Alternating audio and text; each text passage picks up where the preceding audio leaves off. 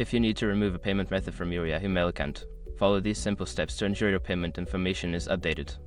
Step 1. Sign into Yahoo Mail. Log into your Yahoo Mail account using your username and password. Make sure you are accessing the correct account where you want to remove the payment method. Step 2. Access account information. Once logged in, click on your profile name or icon in the upper right corner of the page. From the drop-down menu, select Account Info to access your account settings.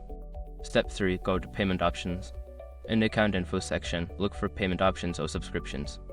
Click on this option to view your current payment methods linked to your account.